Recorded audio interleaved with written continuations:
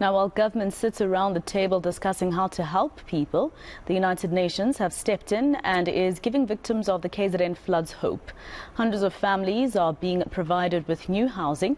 ENC reporter Lethiwe Mdluli is following these developments. Let's cross live to her for an update and the latest on this matter. Of course, Lethiwe, we see this happening quite a lot where our government sits and tries to scramble for funds to be able to help its own people.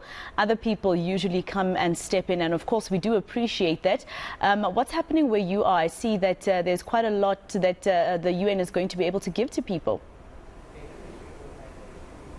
Well, Masako, right now we're in Pinetown at a food distribution center for Food Forward SA, where the UN is working together with Food Forward SA to provide donations that are much needed to these victims. You'd remember that over 30,000 people were left displaced during the floods in April, and over 6,000 people are still living in shelters, and they do need these much needed donations such as food, and also they have been saying that they need shelter from the government and also those people who are willing to lend a helping hand. But right now I'm actually joined by Robin Coulson from Food Forward SA. I want to bring her in and ask her about the work that they've been doing to help those victims. Robin, thank you so much for joining us at ENCA. Firstly, take us through what you've been doing. I know that this is a food distribution center for you guys, where this is where you take this food and give it to the much needed or give it to the victims who really need this help.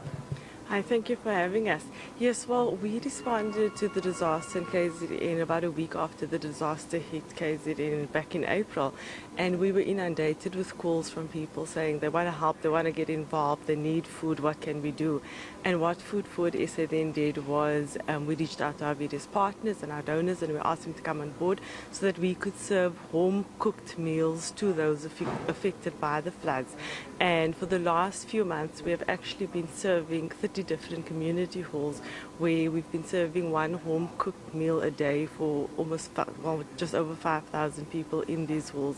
And our partners have come on board. They've donated generously. Today we're here because the UNDP has generously donated food towards this drive, and after this we'll be going through to some of the community halls just to see what things are like there.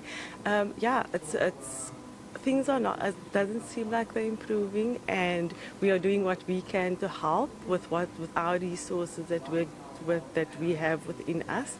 We reached out to our beneficiary organizations in KZN that generally we provide food to, and we ask them to provide these meals. So we provide the food items to them, and then the home cooked meals, they'll cook the meals, and then again they were challenged with transporting these meals to the different community halls. And what happened was we reached out to our partners to come and help us, so they take those beneficiary organizations with the meals to the halls to actually go and feed the people every day. So we have been speaking to some of the victims over the past 4 months, and they have shared their struggles when it comes to donations. Some of them don't actually get to eat the food that is donated because some of that food is stolen. Have you ever spoken to some of the victims, and have they shared some of the troubles that they face in these shelters?